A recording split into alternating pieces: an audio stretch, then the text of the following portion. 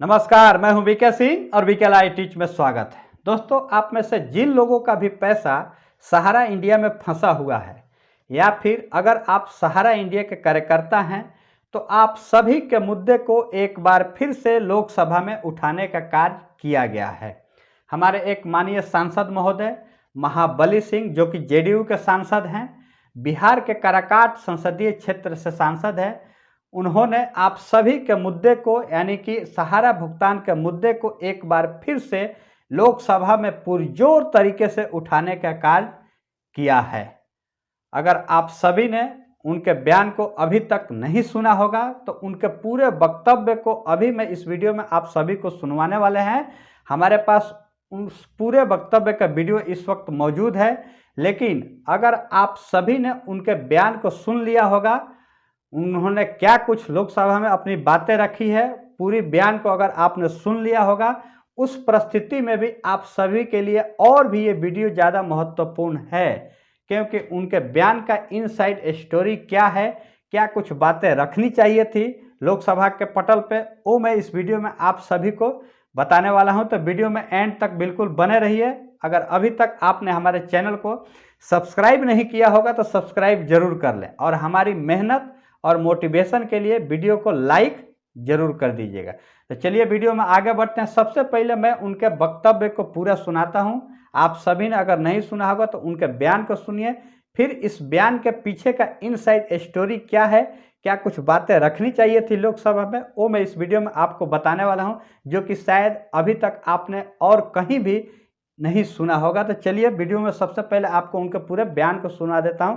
सुनिए उनका बयान। हालांकि उसका पूरा वीडियो इस वक्त मेरे पास मौजूद है, लेकिन कुछ कॉपीराइट का नियम भी होता है, इसके लिए मैं उनके बयान को इस वक्त लैपटॉप में हमारा वीडियो चल रहा है, लेकिन स्क्रीन पे आपको नहीं दिखेगा। पूरा आप उनके बयान को सुनिए, फिर मैं आगे आप सभी को पूरा इनसाइड स्टोरी बताने वाला हूँ। तो वीडियो में एंड तक बने रहिए। सुनिए उनका बयान। ये महाबली सिंह जी हमारे महाबली सिंह हैं, बिल्कुल अब तैयार हैं। सभापति सुनिए। महोदय,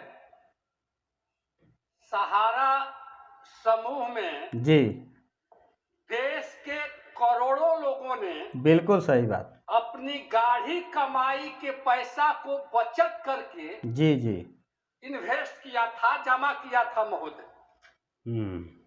उनकी मैच्योरिटी भी पूरी होने के बाद जी आज करीब 12 साल से सहारा समूह के देश भर के निवेशक धरना, आंदोलन, अनशन, प्रदर्शन करते करते महोदय कम से कम जो जमा किए हुए हैं सभापति महोदय, आंकड़ा के अनुसार जमा किए हुए लोग इलाज के अभाव में अपनी बेटी के शादी करने के लिए जो पैसे रखे थे जी वो नहीं मिल पाया, जिसके चलते अब तक हजारों लोग आत्महत्या कर चुके हैं देश में। बाप रे, पहली बार पता चला है इनको भी आज तक सहारा समूह ने इन्वेस्टरों को पैसा आज तक नहीं मुहैया करा पाया। बस बस बस। जबकि स्थिति है महोदय जी कि इस जो सहारा समूह है, जो हमारी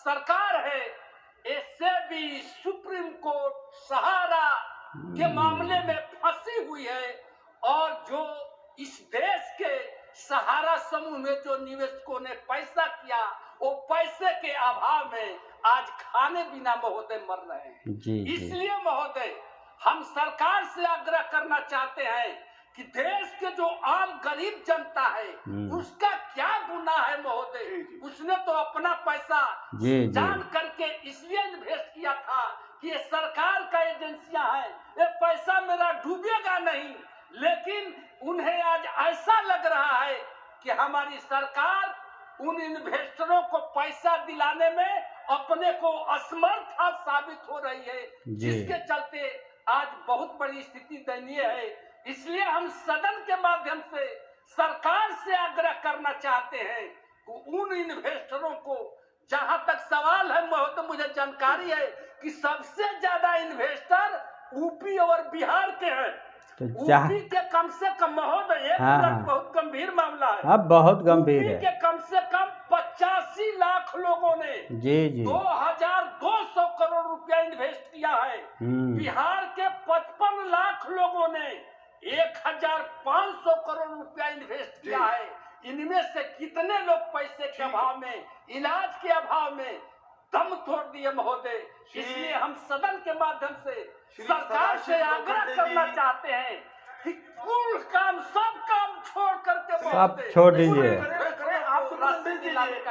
आप ऐसी अपील मत कीजिए माननीय सांसद, ऐसी सबका अपना विवेक है सभी माननीय सदस्यों का। अध्यक्ष महोदय, आप भेज दीजिए स्लिप, आप अपने स्लिप भेज दीजिए।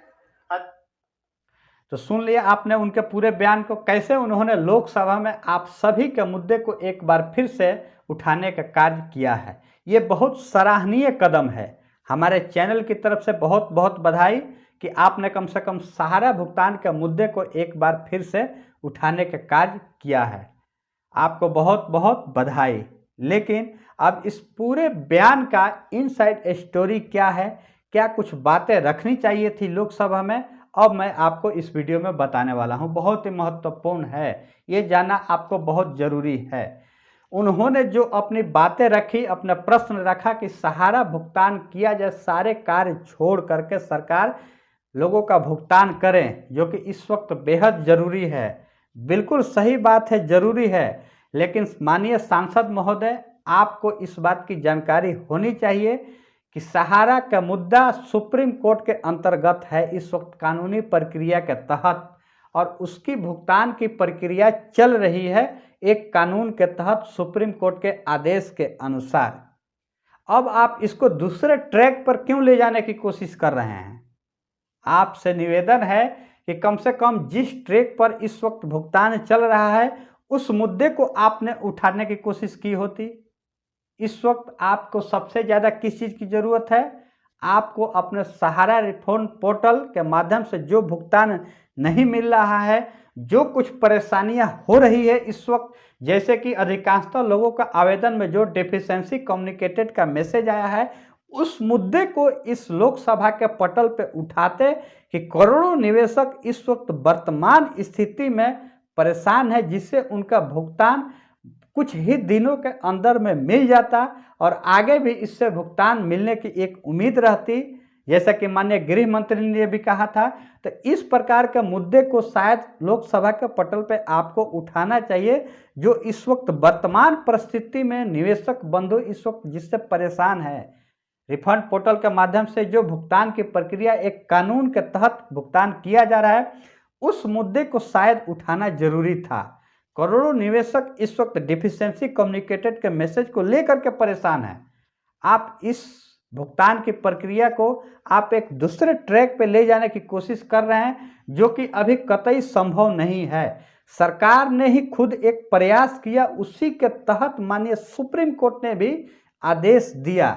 तो उस प्रक्रिया पे आप सवाल उठाते कि हाँ, जो आपने भुगतान की प्रक्रिया अपनाई है वो ही गलत है। मैं पूरा प्रक्रिया को ही मैं गलत कह देता हूं कि आप इस प्रकार से सवाल उठाते हैं। चलिए, डिफिशिएंसी कम्युनिकेटेड को हम छोड़ देते हैं, आप सहारा रिफंड पोर्टल पे ही भुगतान सवाल उठाते कि हाँ, ये भुगतान की प्रक्रिया गलत है। बिल्कुल इसको आसान प्रक्रिया के तहत लोगों का भुगतान किया जाए। लोगों का भुगतान मिल नहीं रहा है, करोड़ों से ज़्यादा लोगों ने आवेदन किया है, लेकिन अभी कुछ एक लोगों का ही भुगतान मिला है, जैसे 2 लाख प्लस लोगों का, अगर आपके पास आंकड़ा हो तो। लेकिन माननीय सांसद महोदय, जो इस सहारा रिफंड पोर्टल के माध्यम से जो भुगतान की प्रक्रिया चल रही है, जिस पर करोड़ों लोगों ने अपना क्लेम किया अपना भुगतान पाने के लिए, और वे लोग इस वक्त जितनी परेशानियों से जूझ रहे हैं, उन परेशानियों पर एक शब्द भी उन्होंने लोकसभा में सवाल उठाने का कार्य नहीं किया है। तो ये दुर्भाग्यपूर्ण है मेरी समझ के अनुसार। शायद इस वक्त उनको इस वर्तमान परिस्थिति के बारे में ज़्यादा सोचना चाहिए कि जो इस वक्त सर्वप्रथम हमारे सामने दिखाई दे रहा है, उस परिस्थिति को हल किया जाए, सरकार को उस पर नज़र दिलाने की कोशिश की जाए। लेकिन वैसा उन्होंने किया नहीं। शायद वो भी इस पूरे मामले से बचते हुए नजर आए। सहारा भुगतान के मुद्दे को जरूर उसने उठाया, बहुत बहुत बधाई। लेकिन इस पूरी परेशानियों से एक बार फिर से माननीय सांसद महोदय भी बचते हुए नजर आए। अगर इस मुद्दे को उठाते तो शायद और भी ज़्यादा बेहतर विकल्प होता आपके सवालों का। अगर वो इस मुद्दे को उठाते तो कुछ और भी ज़्यादा बेहतर होता, क्योंकि इस वक्त वर्तमान में करोड़ों निवेशक बंधु इस वक्त परेशान हैं। तो ये है सहारा भुगतान के मुद्दे को लोकसभा में उठाने का इनसाइड स्टोरी। निवेशकों का काफ़ी दबाव है सभी पार्टियों के ऊपर। तो इन दबाव के मद्देनज़र एक बार फिर से लोकसभा में ये सवाल उठाने का कार्य किया गया है। लेकिन जो इस वक्त वर्तमान परिस्थिति में निवेशक इस वक्त परेशान है डेफिशिएंसी कम्युनिकेटेड मैसेज को लेकर के, इस परेशानियों से माननीय सांसद महोदय भी बचते हुए नजर आए और उसी का ये नतीजा है कि उन्होंने सहारा भुगतान के मुद्दे को एक बार फिर से लोकसभा में उठाया है। दोस्तों, हमारे द्वारा दी गई जानकारी अगर आप सभी को पसंद आया होगा तो वीडियो को लाइक जरूर कीजिएगा। मिलेंगे नेक्स्ट वीडियो में, तब तक के लिए जय हिंद।